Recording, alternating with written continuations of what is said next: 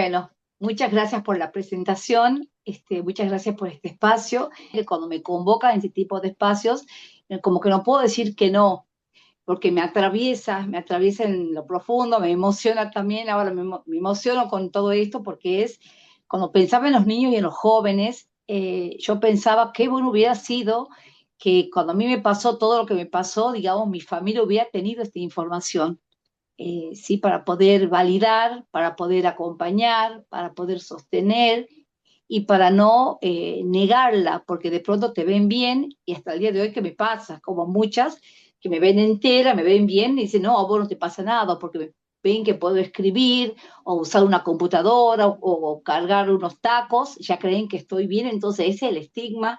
Y digo, qué bueno hubiera sido, por eso es como que en este tipo de situaciones como que no puedo decirte que no, y sobre todo tratándose de niños y de adolescentes fundamentalmente, ¿sí? Yo hace más de 20 años que fui diagnosticada y yo creo que la tuve de hace mucho tiempo, desde la adolescencia creo que yo ya estaba y padecía estos dolores. Que bueno, como soy, ahora vivo en la ciudad, pero bueno, en el campo, bueno, me daban esas recetas mágicas, me llevaban que me friccione, que me coloquen unos cartuchos, ventosas, masajes, que me aliviaba momentáneamente, pero después como que la cosa seguía. Y hubo un evento importante en mi vida que fue la pérdida de mi madre, que yo creo que a partir de ahí, bueno, comienza a desencadenarse mucha, comienza a atenuarse mucho más esta sintomatología. Yo lo marco como evento, digamos, como que puede haber sido como disparador también de todo esto. Y todo lo que se desarrolla después de eso, digamos, ¿sí? En mi vida, en lo personal.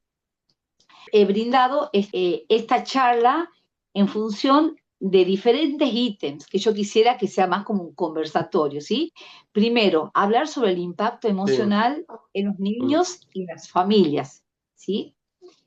En el manejo del estrés y de la ansiedad, que son los puntos que quise hacer hincapié, ¿sí? Y los recursos para los cuidadores, que no es un tema menor, ¿sí? El autocuidado para los cuidadores, fundamentalmente, ¿sí? Entonces, bueno, esto hablamos de qué pasa cuando un niño, digamos, de 7 años o de menor edad, o a partir de los 7 o los 10 o los 15, ¿sí? Es diagnosticado, ¿sí? Le dicen al papá o a la mamá, porque son quienes llevan a la consulta, digamos, que le dicen, bueno, su hijo tiene una enfermedad reumática, tiene una artritis idiopática juvenil, tiene tal cosa, ¿sí? O cuando hay ya en una familia una historia de todo esto que puede ser también heredado de alguna manera,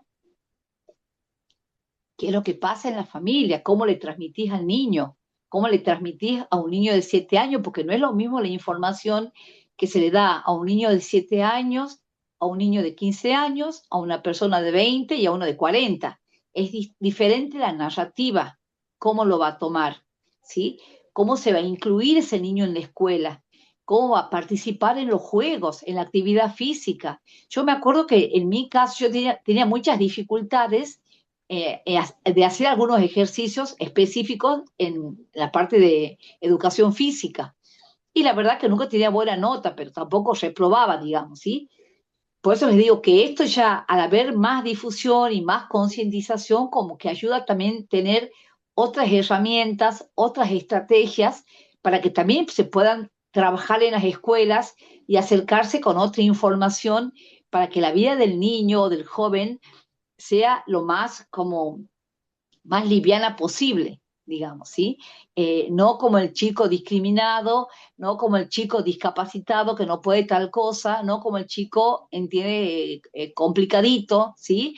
Que le hacen bullying o lo que sea, sino que al chico que se le pueda adaptar esta determinada actividad de acuerdo a la dificultad que tiene. Por eso es la importancia del diagnóstico oportuno, del diagnóstico temprano, fundamentalmente, ¿sí? Entonces, cuando se genera, cuando el chico es demasiado chico, digamos, es más el impacto en los padres. Sabemos que desde la terapia familiar sistémica, hablamos de que si un miembro de la familia está enfermo, está todo el sistema familiar está enfermo de alguna manera, ¿sí? Como que esto no nos sucede individualmente. o sea, atraviesa a toda la familia, ¿sí? Entonces, el tratamiento es más con los papás que con el niño, ¿sí? Entonces, porque los papás son los que tienen que suministrar la medicación, llevarlo a hacer alguna actividad y evidentemente los controles y toda una seguidilla de análisis, estudios, radiografías y todo lo que implica tener una enfermedad con estas características y lo que uno va descartando, porque hasta que no se encuentre el diagnóstico, bueno, es todo un desgaste que ya lo vive la familia como estresante, ¿sí? Y toda esa ansiedad que implica, desde que te hacen un estudio tal y hasta que te lo entregan dentro de 10 o 15 días, es toda esa ansiedad normal y esperable y lógica que los papás la tienen y obviamente que el niño también la capta, ¿sí? Porque los niños captan el lenguaje corporal del adulto también y la tensión que se vive en el grupo familiar, ¿sí? O en la madre, si es la principal cuidadora, o lo que la madre transmite al padre o a los hermanos, ¿sí? Entonces ahí se genera todo un cambio en la dinámica familiar.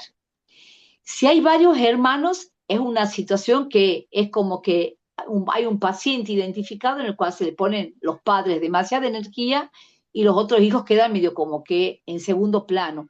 Y también va a generar una dificultad en esos otros hijos también. O sea que desde la terapia familiar siempre trabajamos como la familia en conjunto, ¿sí? Entonces como que muchas veces estos niños que no tienen la enfermedad y el hermanito sí, quedan con mucha sensación de desamparo, de descuido de parte de los papás, como con una sensación de abandono, como una sensación de orfandad, porque los padres muchas veces tienen que, yo, bueno, vivo en un pueblo, tienen que viajar a ciudades, tienen que trasladarse a otro lugar, y bueno, y todo el costo económico adicional que esto también produce, ¿sí? Entonces, esto genera todo un cambio en la dinámica familiar en cuanto cuando hay un diagnóstico determinado. Y yo pensaba decirle, bueno, que me tocó trabajar con algún niño chico que tenía artritis, ¿sí? Entonces, bueno, ¿cómo le digo a mi niño? ¿Cómo le digo a mi hijo? ¿Cómo lo trabajo?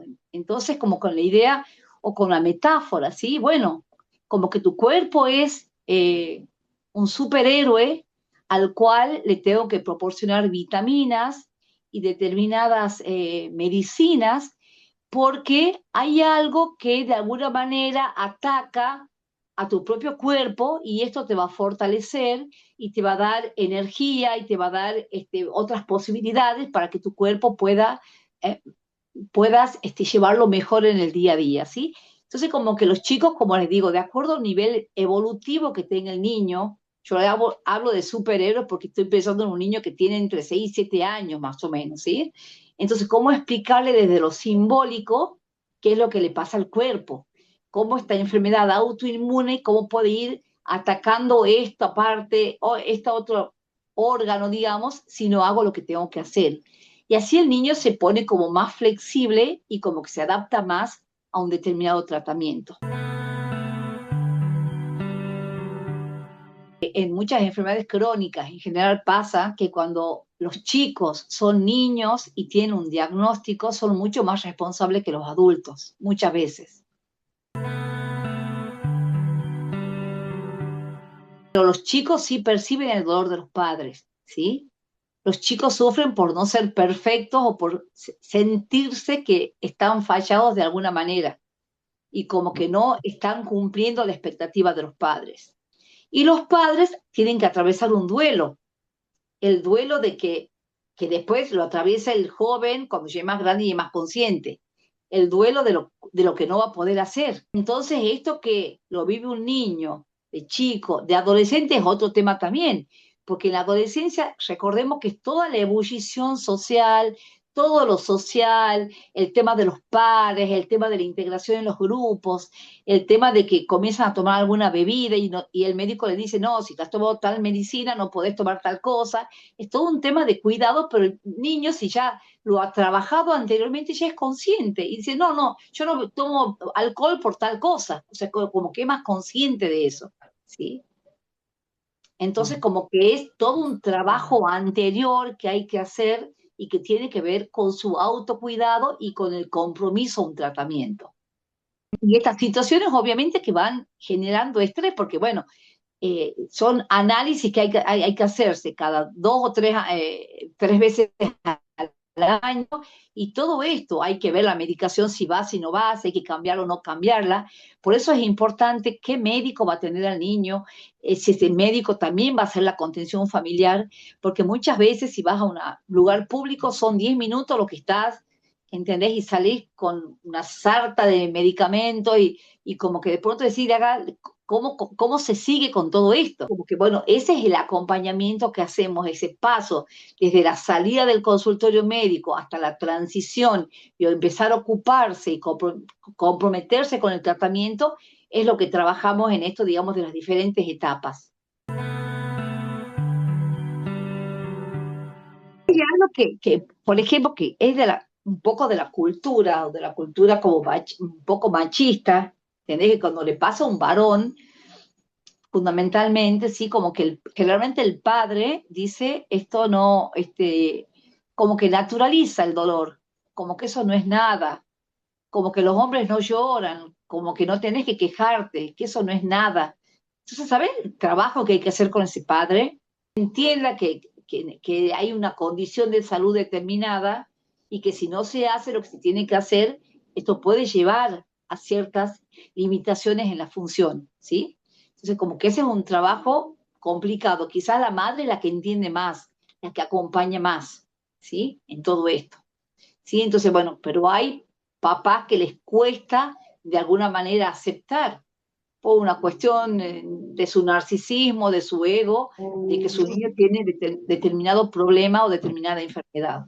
Entonces ahí es un trabajo que hay que hacer más con los padres que con el niño, porque con los niños y adolescentes son los papás fundamentalmente quienes van a suministrar la medicación, los que tienen que llevarlo al médico, los que tienen que ocuparse de ir a la farmacia a buscar cada tanto tal medicina, lo que tienen que cuidar qué actividad física va a hacer, cómo va a ser la alimentación, qué deporte sí, qué deporte no, porque es todo eso, todo un cambio de esto, de que ya no podés hacer fútbol porque es algo que sea de bajo impacto, todo esto que va cambiando, o sea, es un antes y un después.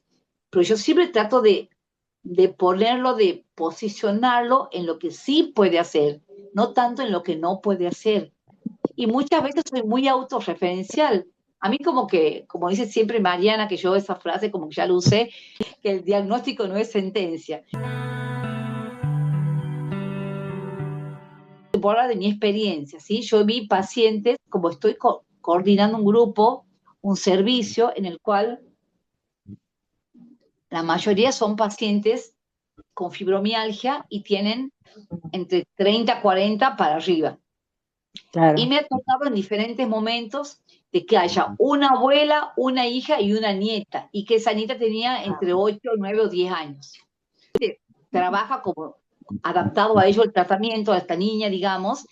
Entonces, bueno, como para ver si lo que ella tiene es algo genético, digamos que son 3 generaciones, o si es algo que Sí. tiene que ver con el modelaje, se llama así, algo como aprendido por imitación, como que mi hijo, digamos, escucha que yo me quejo y me duele y tal cosa, y entonces como que porque el niño vive en ese ambiente y es lo que conoce, es lo que vive, también siente o arma el síntoma del dolor de alguna manera en su cabeza. Entonces, como que bueno, esa es mi experiencia con los chicos que tienen, pero sí, también tuve pacientes que tienen lupus, tengo pacientes que tienen esclerodermia, pero mi población es generalmente de adultos.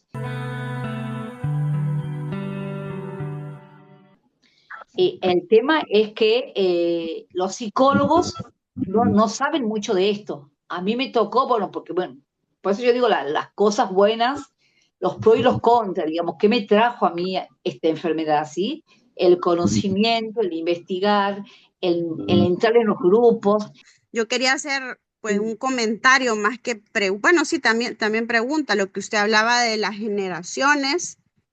A mí me pasó con mi hijo pequeño que él nació prematuro. Yo a todo esto yo no sabía que yo tenía un diagnóstico reumático, pero yo padezco espondiloartritis. Y Mm. a mi hijo nació prematuro, tuvo muchos problemas de salud, pero al año de nacido, que ya estaba como logrando su peso, su talla, le diagnosticaron enfermedad de Kawasaki, que es Oh, vasculitis. Entonces, cuando yo, bueno, lo triste, bueno, el pediatra sí logró aquí en El Salvador que no hay tanto reumatólogo, había un reumatólogo pediatra y gracias a Dios lograron entender que eso tenía mi hijo, porque como varias enfermedades no es que te va a dar un sí, un no, un examen, ¿verdad? Entonces mi hijo, pues la verdad, casi queda con un daño en el corazón, pero bueno, para hacerlo corto, se curó. Pero lo que les quería comentar es que años después yo empecé a dar los síntomas de la artritis. Y después descubrimos que era algo genético, ¿verdad? Y como claro, usted sí, dice, sí. nosotros siempre vivimos con ese temorcito que la reumatóloga me dice, sí, hay que llevarlo al control, pero yo he tratado de como de, y a él a mí ahora me ve tan incapacitada muchos días con artritis que siento que es difícil manejarlo, ¿verdad? Entonces ese era mi comentario. Y yo aprendí que pues eso da como el evento grande, si no lo controlan, se hace una vasculitis y se puede convertir en un aneurisma porque Exacto. daña los vasos sanguíneos. Entonces, Sí, sí. entiendo yo que le da a los niños, ¿verdad? A los niños pequeños, pero sí, mi reumatóloga me dijo, está totalmente ligado, me dijo, a que usted ya tenía un factor de Comunidad. autoinmunidad. ¿Cómo les va? Gusto. Yo hago reumatología infantil, acá estoy en la ciudad de La Rioja. Bueno, esto que me comentaban, sí, la enfermedad de Kawasaki, como todas las enfermedades reumáticas en sí, si bien no son monogénicas, es decir, no hay una cuestión genética estudiada, que sabemos que si nosotros estudiamos los genes va a haber un gen positivo, pero sí hay una asociación con factores genéticos que están asociados a la autoinmunidad. Entonces siempre le preguntamos a los pacientes si hay antecedentes de hipotiroidismo, enfermedad celíaca, además de otras enfermedades reumáticas en la familia. En el caso puntual de la enfermedad de Kawasaki, no hay una herencia genética específica, Ujú. pero sí se sabe que hay predisposición, sobre todo en pacientes con familias de autoinmunidad presente. La vida no es la enfermedad, sino la predisposición a Es Exacto. desarrollar. para los niños que es importante. El padre tiende, o la madre, realmente más la madre, a sobreproteger a ese niño que lo ve con su dificultad determinada. ¿Sí? Entonces, ¿qué trabajamos en la terapia? Fomentar la autonomía, ¿sí? Fomentar la autonomía y no la discapacidad de la persona. Validar todo esto que le pasa al niño, dejar que pase, ¿sí? Obviamente, y acompañar en el proceso, ¿sí? Que haya una comunicación abierta, que muchas veces el padre lo puede retar, lo puede encerrar, lo poner de penitencia o en el cuarto, de que el niño pueda hablar de esto que le está pasando, qué es lo que siente. Pues hay un trabajo con los niños y otro con los padres, ¿sí? Y donde el apoyo emocional es fundamental. Todo esto del manejo del estrés que implica todo esto en la familia y el manejo de las emociones, muy importante. Y acuérdate que las emociones, solamente una de las emociones es positiva, que es la alegría, y las demás son negativas.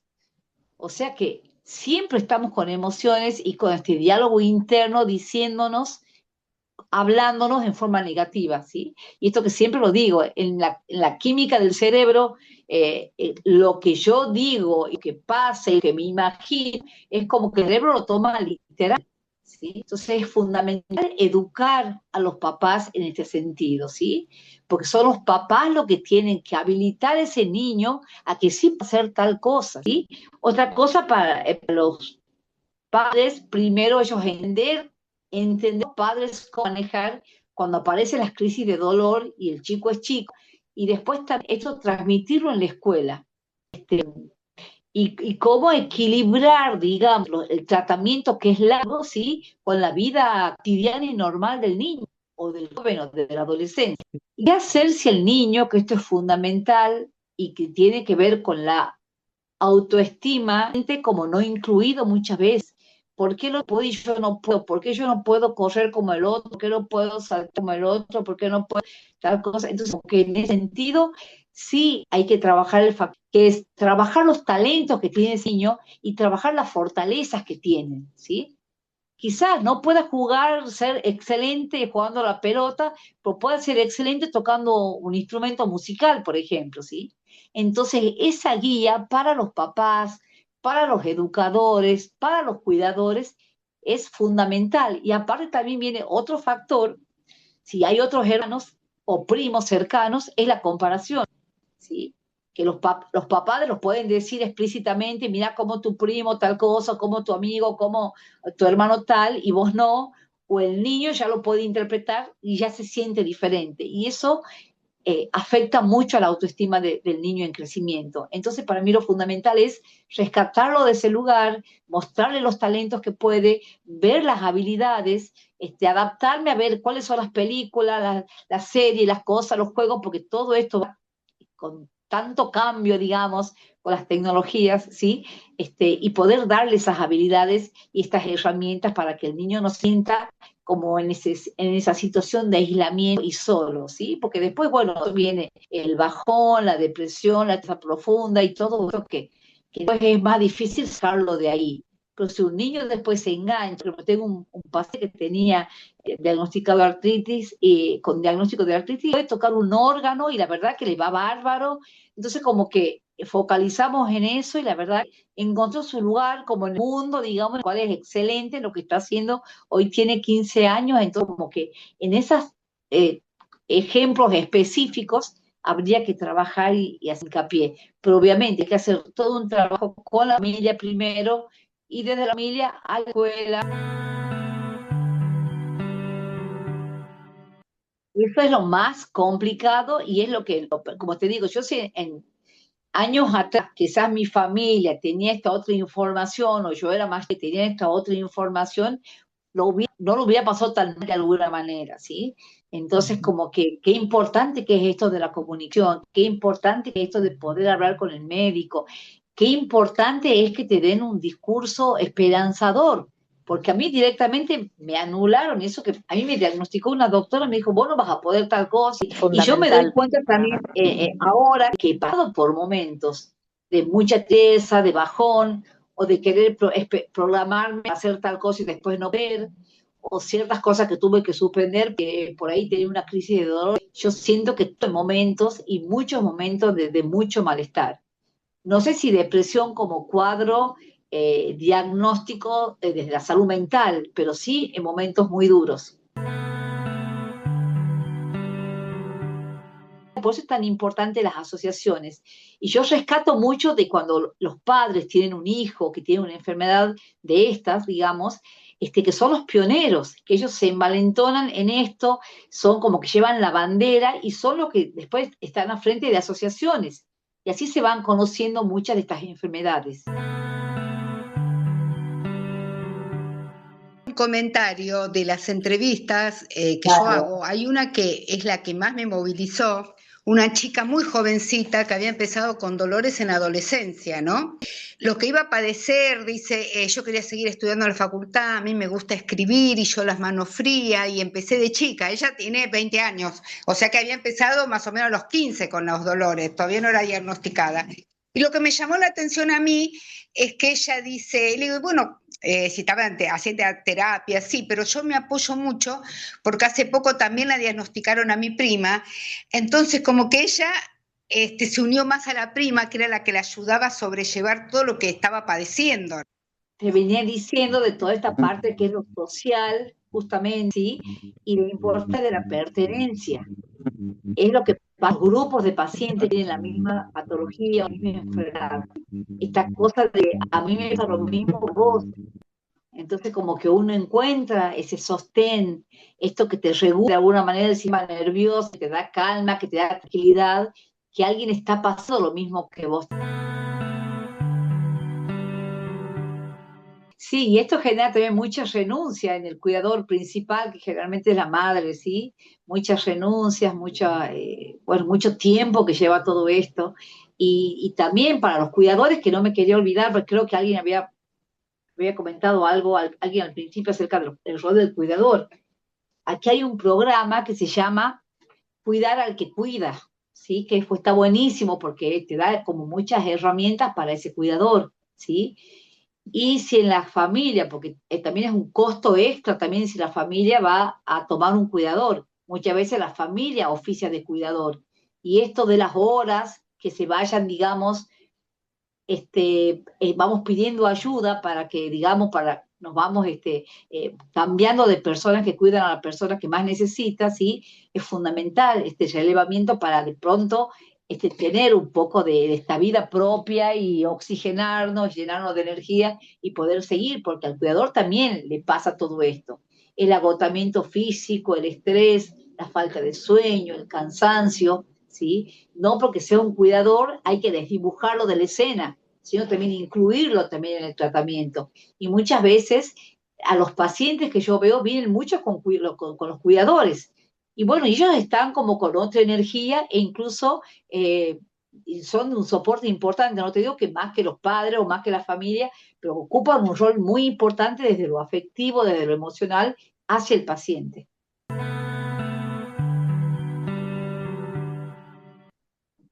Yo creo que es algo que se lo trabaja, que tiene que ver con la motivación, que tiene que ver primero con aceptar lo que te pasó, que eso no va a cambiar, y con la necesidad de tener un proyecto, de que algo te mueve para hacer algo mayor, un bien mayor sería si soy adulto, ¿sí? Y salir fortalecido de las situaciones adversas.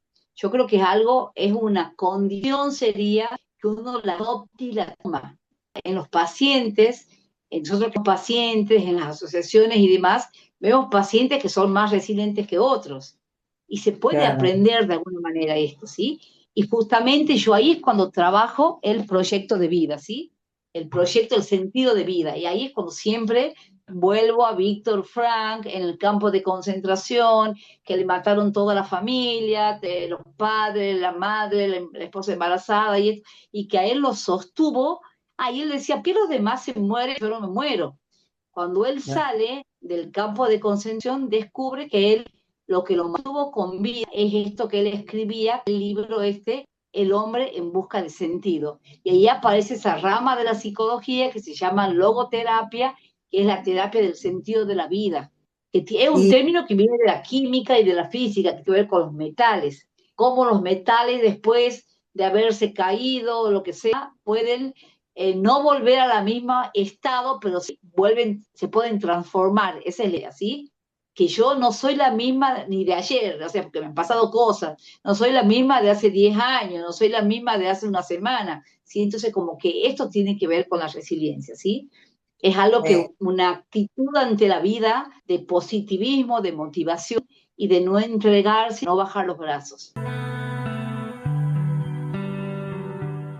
¿Sí?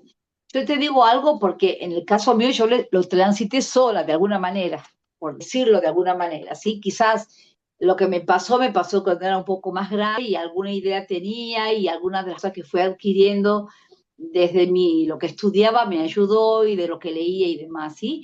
Pero fundamental es la comunicación clara que permita a la familia, como decíamos al principio, manejar un mismo discurso, que esa narrativa también se traslade a la escuela, ¿sí? Y yo como que tengo un lema para trabajar, ¿entendés? Con los papás, ¿entendés? Como que juntos podemos hacer que cada día cuente, ¿sí? Es un día a la vez, ¿entendés? Porque vos no sabés cómo, hoy estoy así, no sabés cómo vas a amanecer, entonces este es un mensaje como más esperanzador, ¿sí? Que somos más allá de un diagnóstico. Hay muchas situaciones que ni los médicos pueden llegar a entender y que tienen que ver con el poder de nuestra mente y de nuestros pensamientos. Cuando yo decreto, cuando yo declaro, cuando yo quiero lograr algo, ¿sí? Trabajar en esos pequeños pasos, entonces todo yo creo que después las condiciones se van dando para que uno pueda tener días mejores y disfrutar mejor también en familia, ¿sí? Y que esa persona, sea niño, adolescente o adulto, pueda tener las herramientas y saber que vamos a estar mal, como yo mañana puedo estar medio bajoneada, depre, y hay algo más que me espera, que mañana temprano me levanto a las 6 de la mañana, que vean mis pacientes, Y la verdad es que muchas veces yo salgo mal por algo que me puede haber pasado, pero llego y veo a otro que está de determinada manera y me cambia la energía y regreso diferente. Y es un poco eso, trabajar las emociones y todo pasa por lo que pienso, por lo que consume mi cabecita, por la emoción que tengo, o sea, como que tomarlo con cierta, digamos, más liviano.